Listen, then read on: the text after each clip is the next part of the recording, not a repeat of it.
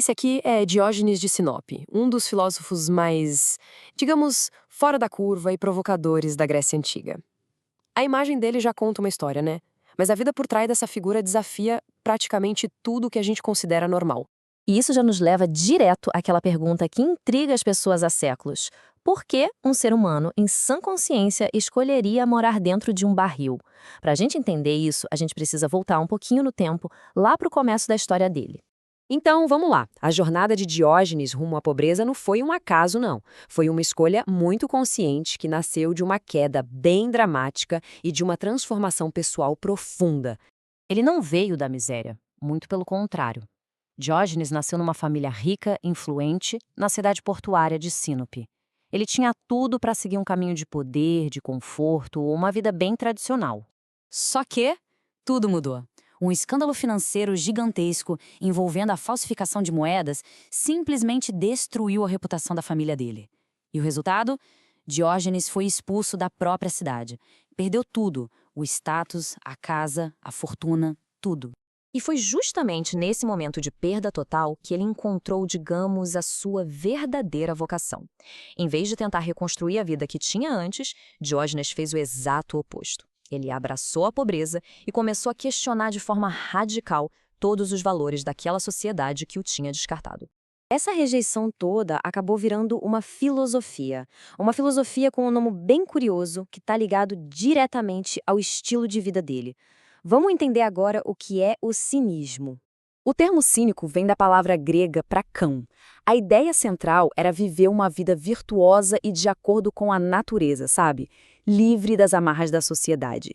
E isso significava rejeitar a busca por riqueza, por poder, por fama, enfim, todas as convenções que, segundo ele, nos afastam da felicidade de verdade.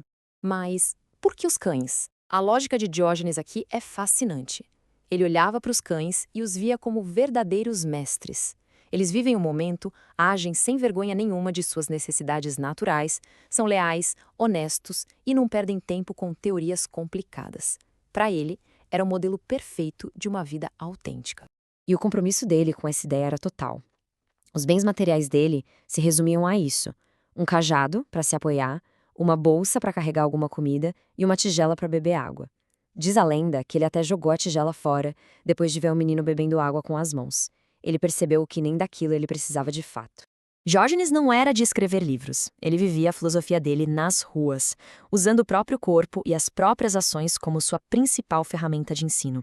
Tudo através de atos públicos que, com o tempo, se tornaram lendários. Uma das suas performances mais famosas era caminhar pelas ruas movimentadas de Atenas em plena luz do dia, carregando uma lanterna acesa. As pessoas, claro, ficavam confusas e iam perguntar o que ele estava fazendo. E a resposta dele era uma crítica poderosa e muito direta. Ele dizia que estava procurando por um homem sábio ou, às vezes, por um homem honesto, dando a entender que, apesar da multidão toda ao redor, ele não conseguia encontrar nenhum. Era um jeito teatral de expor a hipocrisia que ele via em todo mundo. Mas nenhuma história sobre Diógenes é mais emblemática do que o seu encontro com a pessoa mais poderosa do mundo conhecido na época, Alexandre o Grande. Pense bem, o conquistador do mundo frente a frente com um homem que não possuía absolutamente nada. Alexandre, que estava acostumado com reverência, com medo, se apresentou com toda a sua autoridade, esperando, claro, impressionar aquele filósofo que estava ali tomando sol, tranquilo, ao lado do seu barril. A resposta de Diógenes é simplesmente genial. Sem se levantar, sem demonstrar qualquer sinal de espanto, ele se apresenta de igual para igual. Eu sou Diógenes e isso me basta. É uma demonstração de autossuficiência e de indiferença total ao status. Alexandre, em vez de ficar ofendido, ficou fascinado. E para testar os limites daquele homem, ele fez uma oferta grandiosa. Peça o que quiser e eu lhe darei. Era o teste final dos princípios de Diógenes. E a resposta de Diógenes entrou para a história com uma rejeição definitiva do poder. Ele não pediu ouro, não pediu terras, não pediu favores. Pediu apenas uma coisa simples, natural e que já era dele: a luz do sol que o corpo de Alexandre estava bloqueando. Enquanto os soldados de Alexandre riam da audácia do filósofo, o próprio imperador entendeu a profundidade daquele gesto.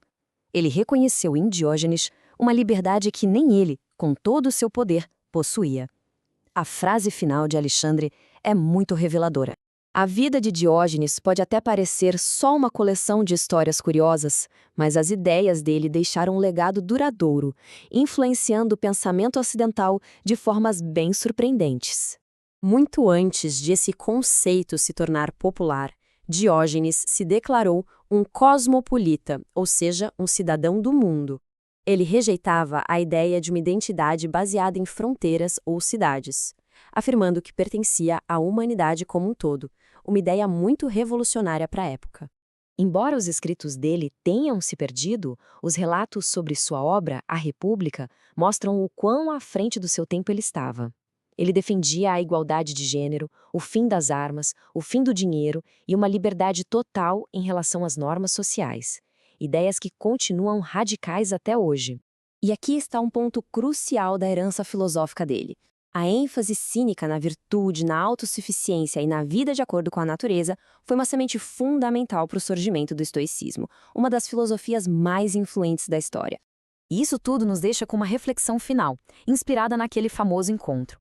A história de Diógenes nos convida a questionar, nas nossas vidas, quantas das coisas que a gente busca tão desesperadamente, status, posses, aprovação, são na verdade apenas sombras que nós mesmos colocamos entre nós e a simples luz do sol.